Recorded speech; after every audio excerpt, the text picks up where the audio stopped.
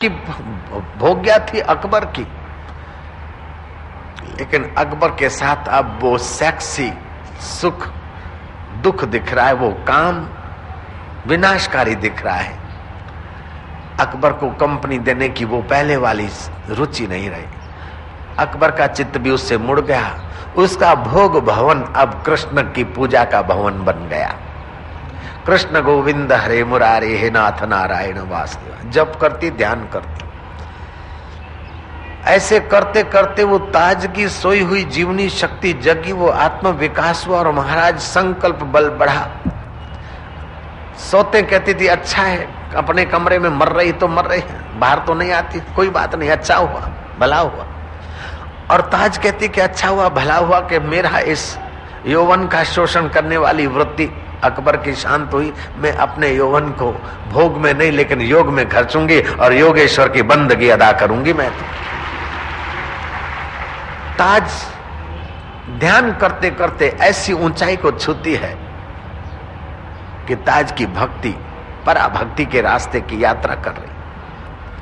अकेली अकेली ताज कभी सोचती है कि मैं तो अकेली, तुम तो सर्वस्व हो परमेश्वर अल्लाह मेरे कृष्ण, तुम सर्वस्व हो। आ जाओ जरा चौरस खेले। एकाग्रता में इतनी शक्ति आरंभ में तो उसने एक हाथ कृष्ण का माना और दूसरा हाथ अपना माना और चौरस खेली। बाद में तो कि अब ये उधारी चौरस कब तक कन्हैया खेलो। सुनो दिल जानी मेरे दिल की कहानी, बदनामी सहूंगी, कलमा कुरान भुलानी, तेरी पूजा ठानी, हूं तो तुर्कानी लेकिन हिंदुआनी कहूंगी, सुनो मेरे दिल जानी मेरे दिल की कहानी। नंद के लाल सांवरी सलोन, कुर्बान जाऊं तेरी सूरत पर।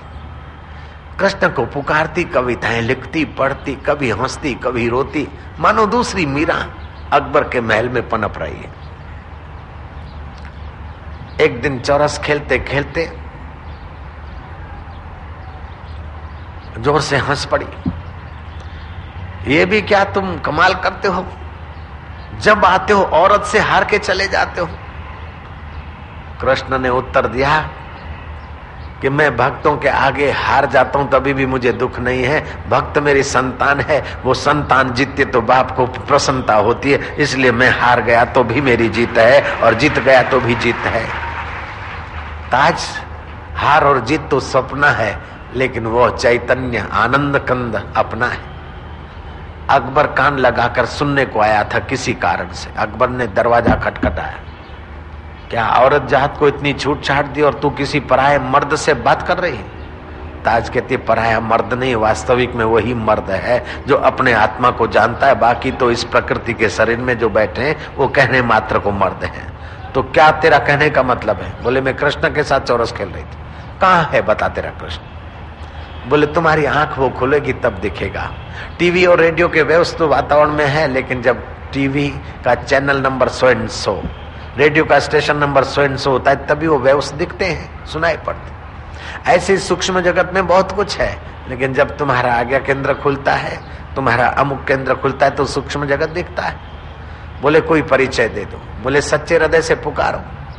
अकबर कहता है हे मालिक, हे कृष्ण, इस दास की गुस्ताखी माफ हो, अपना कोई पर्चा में दे दो, ये बुझा चिराग जल जाए। कृष्ण ये दास आपके चरणों में सिजदा करता है। बुझा चिराग जला और अकबर का माथा श्रद्धा से झुक गया। ताज ने फिर एक मौका लिया। कुछ दिन बीते, ताज ने कहा मुझे गुरु के पास जाना चाहिए। गुरु दीक्षा लिया है तो हफ्ते में दर्शन करे, नहीं तो 15 दिन में न कर सके तो महीने में। अभी तो मुझे कई महीने हो गए, मानो वर्ष से भी ज्यादा हो गया। मैं दर्शन करना चाहती हूँ और मुझे लगता है कि अब मेरा समय पूरा हुआ। अकबर ने आड़ी टेढ़ी बातें की, लेकिन ताज ने एक न मानी। आखिर स्त्री हट के आगे राज्य हट को झुकना पड़ा। ताज को लेकर अकबर गए, संत विठल दास का दर्शन किया और फिर वृंदावन में आए बांके बिहारी जी के चरणों में। 8 दिन तक ताज ने वहां कीर्तन का कार्यक्रम रखा। कीर्तन करते करते ताज उपवास करती थी और कीर्तन में तल्लीन होती, फिर चुप हो जाती। और स्वाभाविक उस कृष्ण तत्व की शांति में जब कीर्तन का समय पूरा हुआ, ताज ने सबको हाथ जोड़े और कृष्ण के चरणों में, बांके बिहारी के चरणों में सदा सदा के लिए मस्तक झुकाया। आंखों से जो तेज उस रूह का था, वो तेज उस तेज स्वरूप में समा गया। अकबर कहता है जो चीज जिसकी थी वो उसी ने ले ली, हम तो नाहक इन शबों के पीछे पड़े हैं। उसकी जिंदगी अमर हो गई।